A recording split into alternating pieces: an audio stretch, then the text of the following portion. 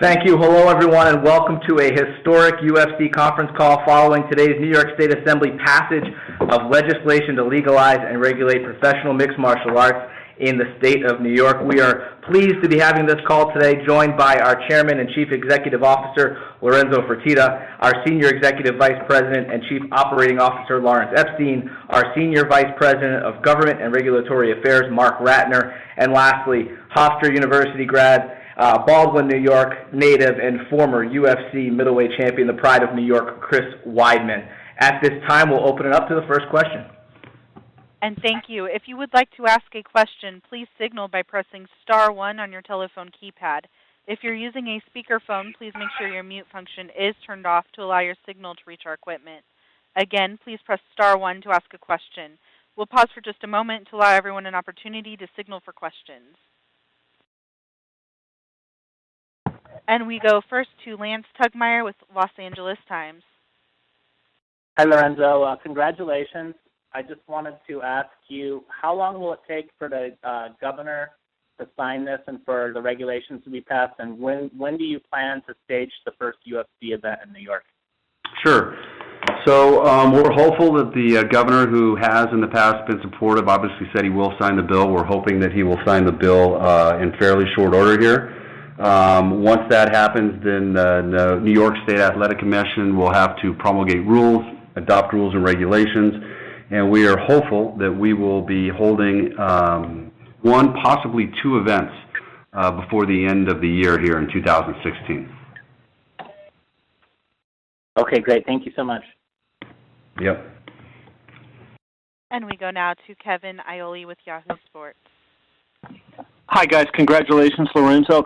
My first question is actually for Marc. Marc, if I could ask you, you've been at this for a long time, the guy on the ground, so to speak, and I wonder if you can talk about what you think changed and how you finally were able to get this through this time after so many near misses. I think it was as much about education and talking to these people over and over again that we finally got to the point where they started realizing that it is a sport and it needs to be regulated. And all our trips up there and these road trips, and with Lawrence's help and Lorenzo's help and Dana's help, and all worked. And certainly bringing the fighters up there was such a big thing. And Chris did a fabulous job the last time we were taking our road trip. So it's just a combination of everything, but it's very exhilarating. A couple other questions, if I could. For Chris, first of all, when you were listening to that today and you heard them talking about UFC fighters, or not UFC fighters, but MMA fighters, have a higher rate of domestic violence, and talking about the brain trauma, did that concern you? Like, did you leave to go to the gym with the feeling that this may not pass? I was pretty optimistic throughout the whole thing, and some of the things that they were saying were so ridiculous that I was actually happy and embarrassed for them for even bringing it up. And it's things I've heard people behind closed doors might be saying, but to actually hear them say it live and to the public was actually just kind of, I actually thought it was pretty interesting and probably good for us. I just thought it was embarrassing on their part. So. And Lorenzo, if you could comment on this, I think it was Representative O'Donnell made the comment that he heard a lobbyist on the phone basically saying, he would pay $50,000 to get a 12-2 nay vote changed to a 12-2 pro vote. Do you have any idea what he was talking about? And the question further about the amount of money, lobbying money you spent, did it surprise you that they brought so much up about that today? I mean, first of all, that comment by O'Donnell is absolutely ridiculous, and no, that is absolutely, we have no knowledge of anything like that. We invested in the sport, no different than we've done over the last 15, 16 years. It's unfortunately part of the process. You hire lobbyists, you go in, you try to talk about what your position is, and try to educate people. This process took us over 8 years, so it took some time. But finally, we were able to get it done today. I think you asked early on kind of what changed.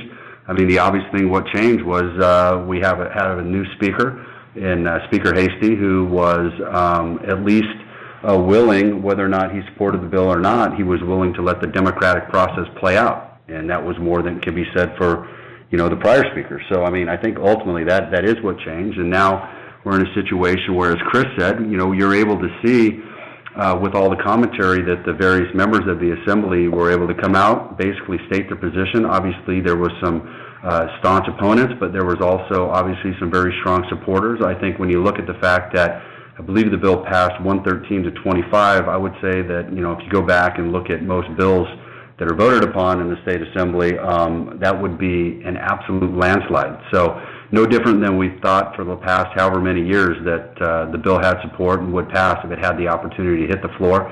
Finally did hit the floor, it finally did pass, and now we can, you know, move on from, you know, what has been talked about in the past and focus on trying to put on big events. So, Thank you, guys. Appreciate it. We go now to John Campbell with Gannett. Hi, guys. Thanks for doing the call. Lorenzo, you had mentioned that you were hoping to have 2 events in New York by the end of the year. I'm assuming one of those in New York City. Can you say where else you're planning on holding an event?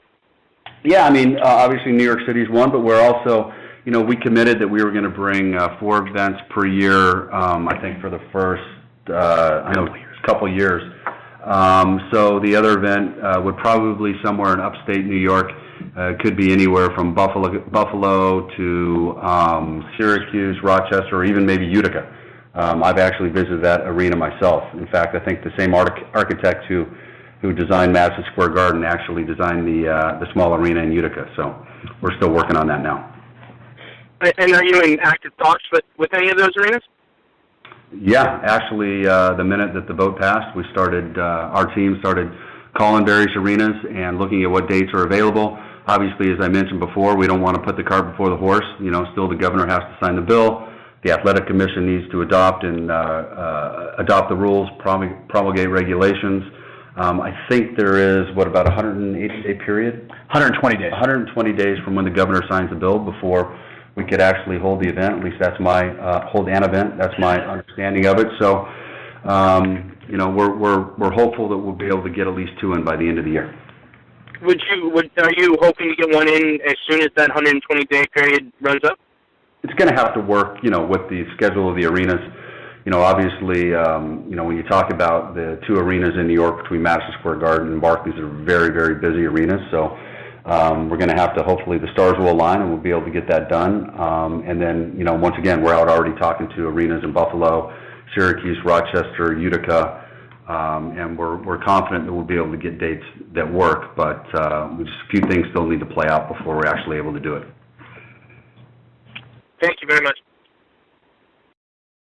Go now to Brett Callahan with WPIX New York. This question is for Chris. Chris, tell me what the decision means for the fighters in New York, the local Long Island fighters, and building the sport among the community there.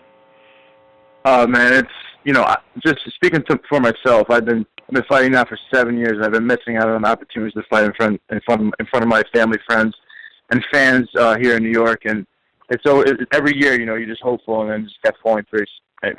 So for it to finally happen is just a dream come true for me. It's a dream come true for all these New York fans. Now don't have to worry about buying these tickets to Las Vegas to watch, you know, the New York fighters get in there, and or taking, you know, long car rides to New Jersey. So it's great for everybody, and you also, you know, it makes me reflect on like a guy like Matt Serra. I just got done working out now, and he's had such a long career and one of the best fighters that's been in the sport, and he's retired now, so he missed out on his whole career fighting in New York, and so I reflect on that and feel bad for him, but now he's able to coach, so he's going to enjoy that. But yeah, no, it's a great day, just very, very exciting for it to finally happen. Thank you so much. Mm-hmm. And we go now to Mark LaMonica with Newsday. Question for Marc Ratner. Mark, you've been at this in New York for a very long time. Can you just sort of talk about the mood right now and the feelings you've got now that you finally crossed this hurdle? Well, exhilaration, but I was comparing it to like almost an 8-year pregnancy. Finally, the baby was born tonight.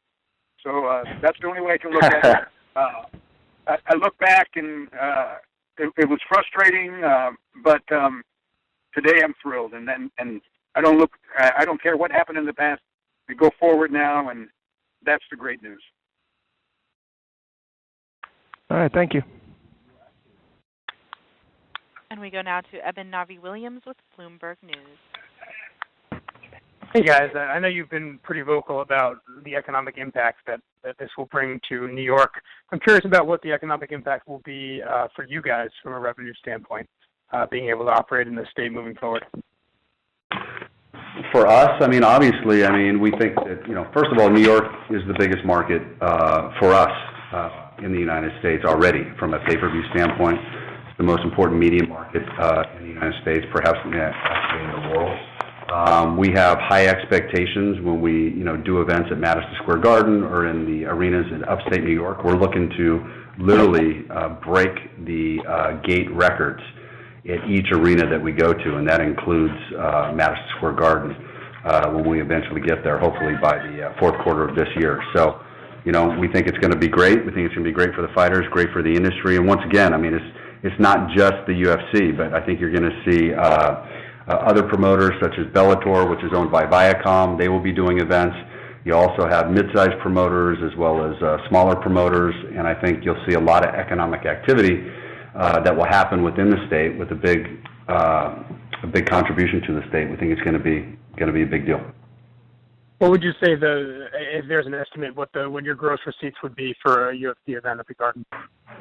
You know what? We're still working on that. And once again, I mean, I got to go back. I think we got to go back and see what the record gate was. I think so far the record gate was Holyfield versus Lennox Lewis, and I don't know exactly what that number is offhand, but we would be trying to potentially beat that number. Thanks, guys. We'll go now to Damon Martin with Fox Sports. Hey guys, first question for you, Lorenzo. In terms of this first show, I mean, this has been so long talked about, this first show at Madison Square Garden. Obviously, we're way too far ahead to talk about matchmaking, but can you kind of give us a sense of how big this card would be? I mean, are we talking like UFC 200 level of promotion behind this first card in New York? Yeah, I mean, I think it's going to be an epic moment for the sport and for our company. And, you know, obviously right now all of our focus is on trying to put together the matches for UFC 200. But, you know, when we go to New York and we eventually debut at Madison Square Garden, me and Dana and the rest of the team are going to be very focused on delivering for the fans. And we're going to put together the best available matches that we can. And you'll have the biggest names that we can possibly put on, the biggest names that are available at the time. So believe me, we want to knock it out of the park, and we want to deliver to New York in a big way. And a question kind of for Lorenzo and Mark. You know, we heard some pretty crazy arguments today from O'Donnell and, you know, some of the things comparing it to a public hanging. I mean, there were some pretty crazy things out there. I mean, are these things you guys have heard while stumping in New York these last few years? Because for a lot of us, it's the first time we've heard these really outlandish statements. Yes, the answer is yes. I mean, we have been, Mark and his team, as well as myself, and even some of our fighters like Chris Weidman, have been, you know, up and down the halls of the assembly talking and trying to educate different legislators. And many of the things that you heard today in the public forum were actually told to us, you know, in their offices or in meetings. In fact, I was actually kind of surprised that some of the things were actually said publicly today. It's kind of shocking, you know, the way that, you know, the opponents really tried to paint not only the sport, but paint our athletes. And, you know, yeah, I was actually surprised that a lot of the opponents that spoke actually said some of those things. And one quick question for Chris Weidman. Chris, obviously I know you're excited. Your focus is UFC 199 and Luke Rockhold, but I'm curious, I mean, how much more anticipation do you have for that fight now, considering a win, you know, you get the title back, you know, you may be headlining or obviously be a part of that New York event. I mean, is it even bigger now, this fight coming up in June? Yes, you know, the vision gets even stronger now. You know, now I had to get my belt back, but now just the fact that I'm going to be able to defend my belt in Madison Square Garden in front of old New York is just crazy to even start to think about. So it definitely gets me more excited. Awesome. Thanks, guys. We go now to Frank McCaffrey with Fox 40 Binghamton.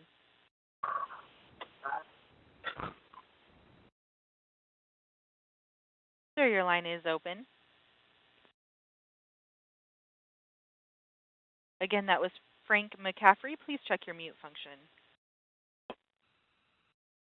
With no response, we'll go to Chamatkar Sandhu with MMA Junkie USA Today. Question for Chris. There is a video going around on social media between yourself, Aljamain Sterling, Matt Serra, and the gang all celebrating. When the news first broke in the gym, can you just describe the scene and how you guys are all feeling? We were pretty much, obviously it's just shocked. We were anticipating, we were waiting for the decision, then all of a sudden someone ran over with their phone as we're doing jiu-jitsu on the mats and said they passed, and we just started going nuts. And then first thing we had to do, of course, is make a nice social media video so everybody could kind of see what we're going through. But yeah, everyone is so excited, whether they're guys who are just, doing MMA for fun or for exercise, or if you're competing on amateur or pro level, everyone is just beyond excited. I mean, living in New York, having to explain to people who aren't educated on the sport why it's illegal is just something that everyone's kind of sick of doing all the time. But now to know that it's a legitimate sport here in New York and there's no more explaining to do, it's a huge relief for everybody. Thank you. And just one for either Lorenzo or Lawrence. We haven't heard from Dana White yet. Is there a comment? Is there anything that you guys can say on behalf of the UFC president? Yeah, I mean, obviously Dana is as happy as everybody. I think he just tweeted out, his message was, he used to tweet out a map of the United States with all of the states that regulate mixed martial arts red, and then there was the one lone standout with New York being white. And obviously now the entire country is painted, and he tweeted that out. So obviously he's very happy. He's actually on spring vacation with his family, so he's got a few days off, which he well deserves. Thank you very much, guys. We go now to Jimmy Vielkind with Politico. Hi, guys. Lorenzo, can you talk about what the Athletic Commission needs to do? And given the fact that you had an 8-year saga to get through the state legislature, how do you think that this body is going to treat you, and are there any potential hiccups there? Well, I mean, certainly there's going to be a process. They're going to have to adopt rules. I think the good thing is that there already exists the unified rules of mixed martial arts. There's mixed martial arts have been going on now and regulated in 49 states in the United States. My understanding is they are a member of the Association of Boxing Commissions, which is kind of the national group that gets together all the commissions, adopt standards and rules, and the unified rules of mixed martial arts have been adopted by the Association of Boxing Commissions. So once again, the model I think is already kind of in place. Ultimately, we're hopeful that they will just adopt what is already working and what already has a history. But we're happy to work with them, answer any questions, participate in public hearings, whatever need be. We'll be there to assist them and give them input wherever they need it. And I'll be talking to them this week. Great. Thank you, Mark. And just as a follow-up, here in the Empire State, we tend to do government with kind of extra special characteristics. And can you talk to me about what it's been like? What's been your experience with New York State government? What do you think now that it's hopefully over? Yeah, this is Lawrence. We've actually been to almost every state legislature between California and Maine. We've been to legislatures all throughout the world. New York, though it took 8.5 years, took a lot longer than any of those other jurisdictions. Really, things were pretty much the same. As Mark indicated previously, this is really an education process, and it took us a little bit longer to get things done, but that was essentially what we have to do in every jurisdiction, and it might have taken, as I said, a bit longer, but ultimately the facts and the rational arguments were the winners at the end of the day. I mean, clearly, one of the things that was slightly different about New York is that there was a very, very vocal minority, and I think you saw some of that vocal minority displayed today during the hearing. I don't think we've had that type of vocal minority in any other jurisdiction. But other than that, it was pretty much the same as what we've experienced around the world. We had the facts and all the strong arguments on our side, and though it took a little bit longer, we got to the same place, which is the regulation of mixed martial arts. Thanks. We go now to Marc Ratner with MMAFighting.com. Hey guys, congratulations on the bill passed today. First question just for Chris. I know you've worked so hard. For one, were you ever? Hey, I'm sorry to interrupt. You broke up there. I don't know if anybody. Oh, I'm sorry, man. Broke up. That's okay. Can you hear me? Yeah, I can hear you. If you could repeat. Yeah, I was saying. I know this has been. You've worked really hard in Albany to lobby for this happening. Were you ever discouraged? Do you ever feel like it may never happen? And how fulfilled are you now that it is happening? Yeah, without doubt, I was discouraged. There was a couple points over the years where I was like, people would start getting excited, and I was like, it's not happening. And I was kind of negative about it. And then I flip-flopped to the other side a few times where I was very optimistic about it. I think I slam dunked. So, for it to finally happen, I was optimistic this year, especially being down in Albany, and then we went to Buffalo, Rochester, and I'm missing one other. Where else did we go? Syracuse. Syracuse, there you go. After going there, it felt like we had overwhelming amount of support, and the people of New York were educated within the politics, and for it to finally happen, it's just an amazing feeling. And like I said before, it's not just the pro fighters or the fans, all the people who are training at MMA gyms, training jiu-jitsu, training wrestling, everybody. Everybody who's in a martial art. Now we have a legitimate sport here. Instead of having to argue with people on whether it's a legitimate sport or not, it's over now. It is a sport. Nobody in New York could say otherwise. So it's a great feeling. How hard are you going to lobby to get on that first MSG show? I think everybody knows my expectations, and I think everybody's on the same page. I think everybody wants wants me to be happy. So of course, I definitely want Chris to be happy. Thank you, Lorenzo. Thanks, Chris. Just for Lorenzo, I think Dana has said in the past that November was kind of the target month for MSG. Is that still kind of in your sights? Yeah, I mean, look, I think our sights are the fourth quarter. Like I said, I think there's 120 days after the governor eventually signs the bill. So kind of doing the math, that would put us in November, December, just by the time we could potentially get dates, and it's going to look, this is going to be, I think we had a question earlier about how big is the event going to be. It's going to be massive.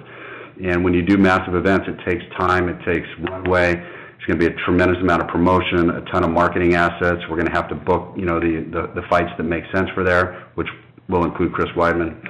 And, it's going to be big, but I think fourth quarter is a good target for us. Realistic target. If you guys do two shows before the end of the year, MSG would be the first one. You'd imagine that would be the first one? Not so sure about that. Okay. We're hoping that it will be one, but I don't know that it will be the first one. Gotcha. There's been talk that Ronda Rousey could return in that general vicinity, November, December. Could she be someone that you guys might want to headline a Madison Square Garden card? Of course. I mean, I haven't had any conversations with Ronda about it, but like I said before, I mean, when we go to New York, we want to come with a big event, and obviously anytime Ronda Rousey fights, that is clearly a big event. So, that's to be seen. Thanks. And just for Mr. Ratner, Mark, I think everyone said you've been on the front lines in this fight. Were you ever discouraged? Did you ever feel like it wasn't going to happen? And now that it is happening, how do you feel about it?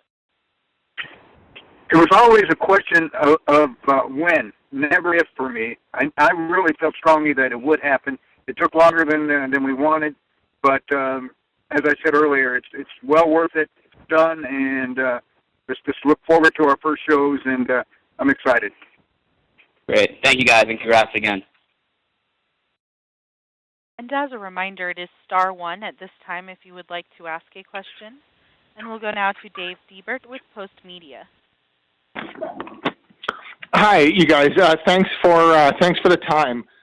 First one for Lawrence or Lorenzo, and then follow up for Mark or Lorenzo. Lawrence or Lorenzo, could you estimate how much the company spent on lobbying over the years to help this happen?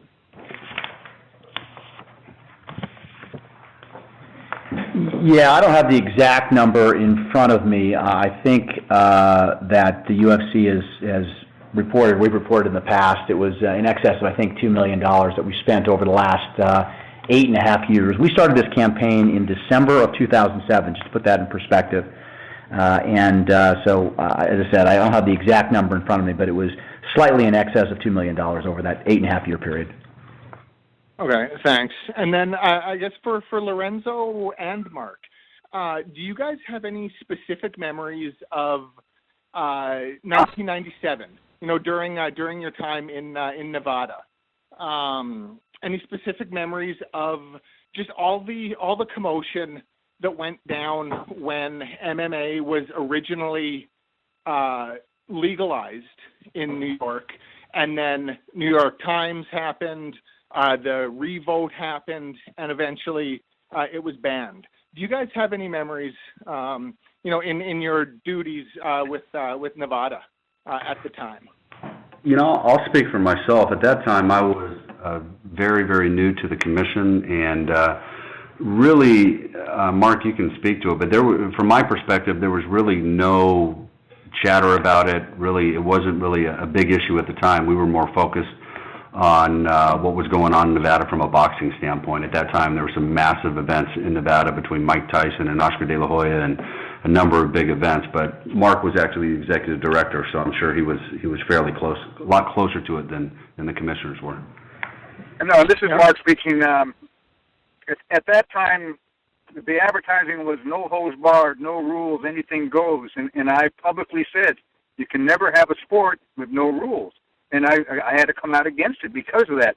But once the unified rules came into play, which was late 2000, early 2001, then the state of Nevada was able to approve the sport. But that was a very, very big meeting in Newark, and that's where we formulated the unified rules.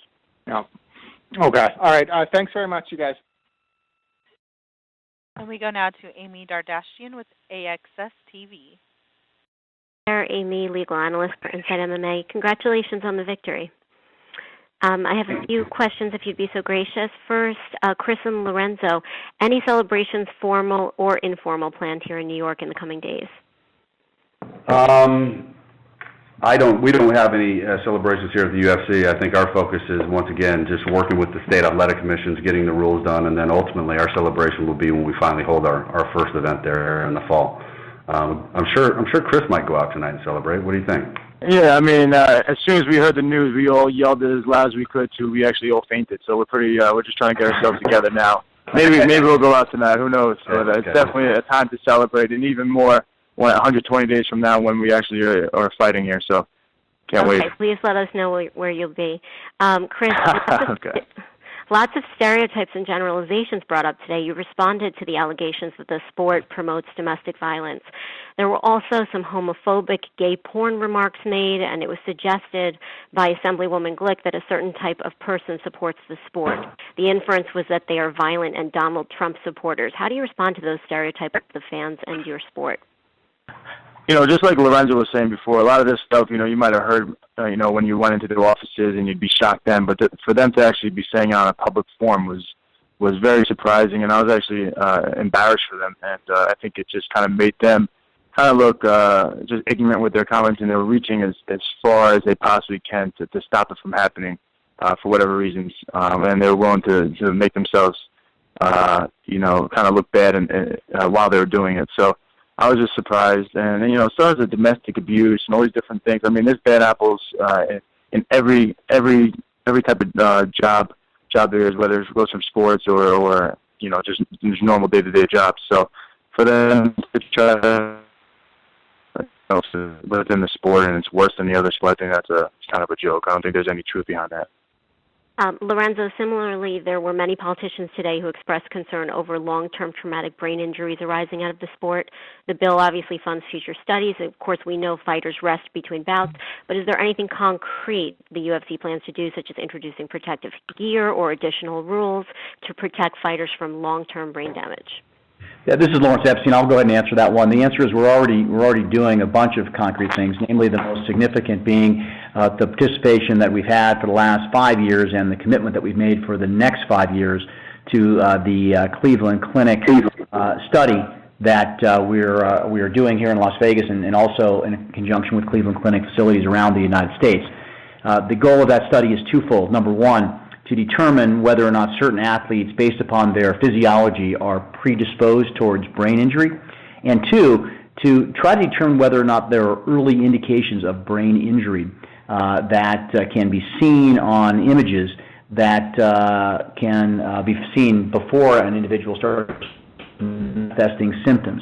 If an individual does start showing those small changes in the brain, they would be unable to participate in either boxing or mixed martial arts events.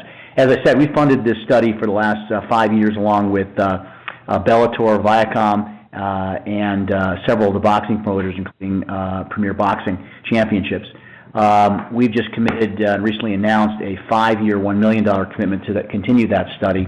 So we're very hopeful that during the next 5 years, we're going to have a fairly definitive test that will be similar to what we have right now for eye exams. So every mixed martial artist or boxer, before he or she is licensed, have to pass an eye exam. If, for example, that test shows a detached retina or some eye injury, the athlete is not permitted to be licensed and therefore cannot fight. We want to get in that same situation for the brain, and we're very hopeful that we'll accomplish that in the next 5 years. So that's what we're doing to make sure that the sport is safe as it possibly can be. Thank you. Two quick questions. Lorenzo, I know there were some insinuations about the first fight. You didn't specifically say it would be at Madison Square Garden, but there were some rumblings that MSG has been reserved for November. Can you confirm whether it's been reserved for November? Also, are you looking at the Barclays as a possible first fight venue? And can you confirm that Chris will be on that first card, given that he has lobbied so hard for your organization? I know there were some jokes before, but can you concretely? We are new best friends. Good job. Keep it up.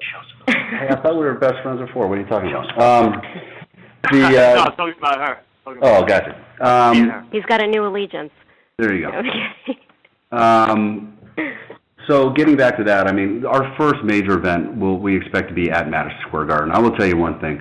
They have been incredible supporters of the MMA bill from day one. You know, we talked about starting this thing 8.5 years ago, and they have been right by our side all the way through. I will say, and as well, the Barclays and the ownership in that group and the leadership in that group have also been big supporters. We anticipate that the first major event will be at Madison Square Garden.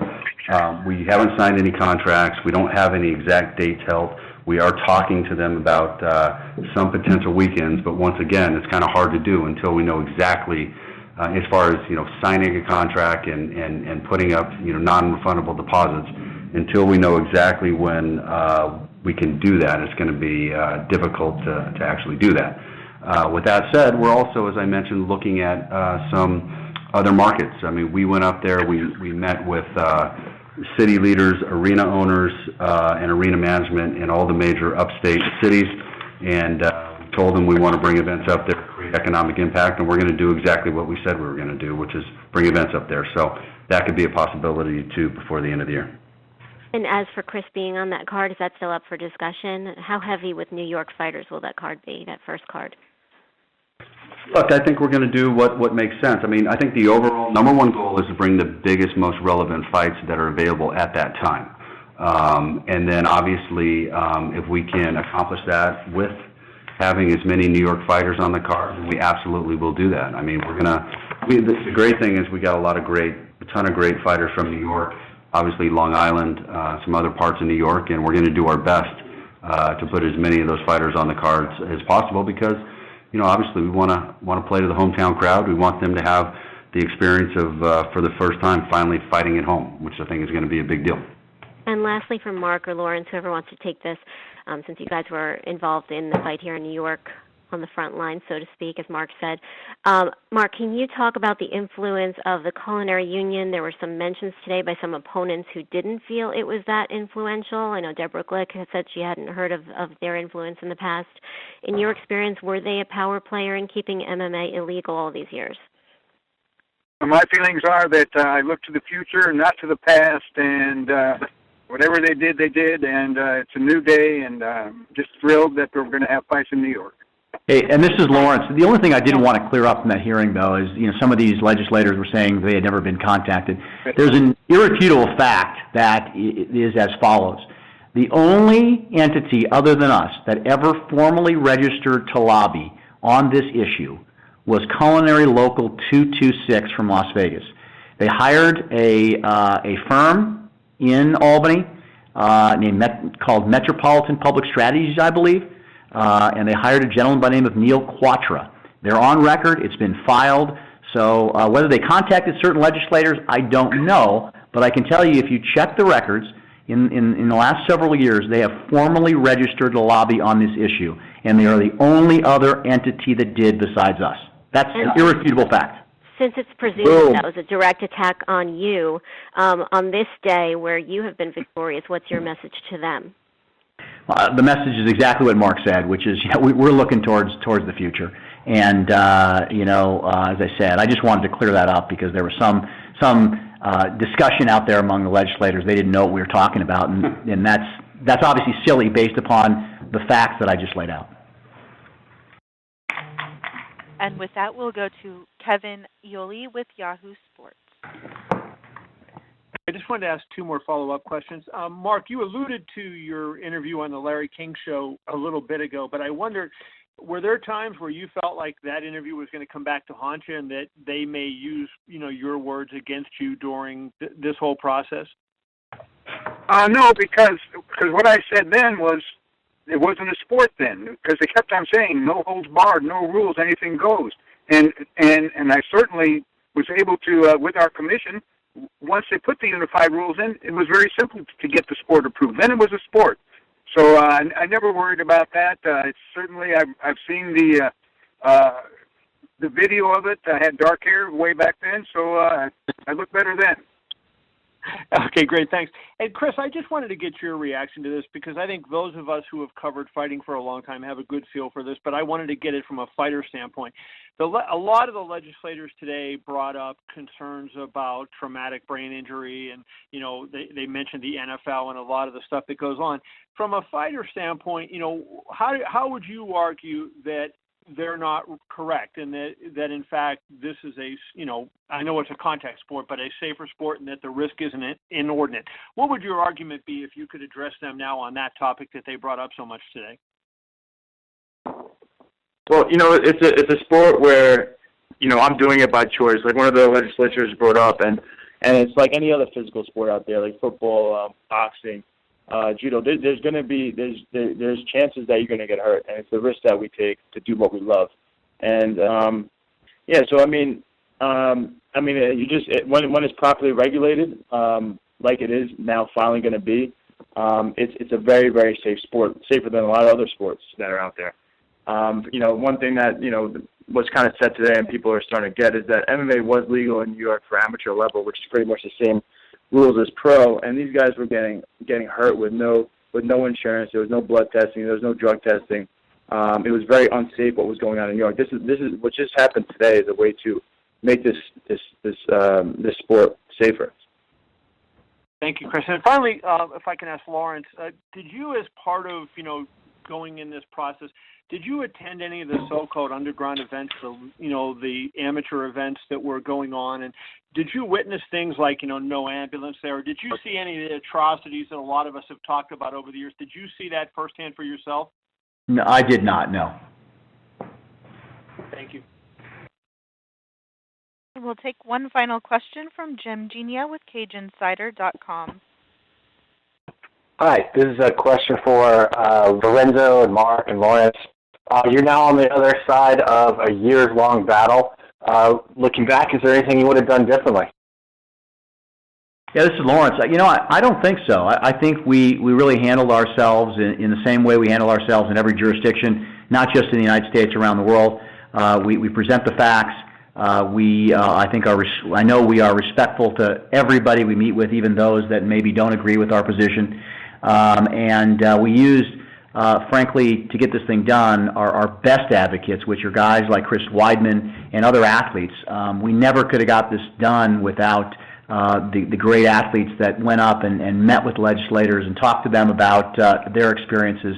We can go up there as executives of the company and talk all day long, but what really carried the day were people like Chris and others who spent their time to educate legislators, not just on what the sport is, but who are the participants in the sport, and that speaks louder than any deck you can present or any studies you can provide. Yeah, I think that Go ahead, Mark. Go ahead. Oh, No. Jim, I just want to say thank you to you, too, because you were a very big advocate for us, and I really appreciate it. Thanks. Absolutely. Well, thanks. The pleasure was mine. Here too, Jim, you obviously have always been a big advocate, but I think as Lawrence said, I mean, we took the approach. I mean, we weren't combative. We always did handle ourselves in a professional manner. We were patient throughout the process when maybe at times we shouldn't have been patient, but we just continued to stay on message, stay on target. As Lawrence mentioned, our athletes came up and I think made a world of difference. Which, let me tell you what, it's not easy. They all have things they have to do. They have families. They took time out, came up to Albany, educated different legislators, and I'm sure at times as they were being bombarded and blasted with all kind of crazy comments and things that our opponents were saying to them, you know, they obviously stayed calm and stayed professional, and that's really been the way that I think that we handled ourselves in this thing and wouldn't change it at all. Thanks. Thank you very much. Thank you, and this concludes our conference. We thank you for your participation.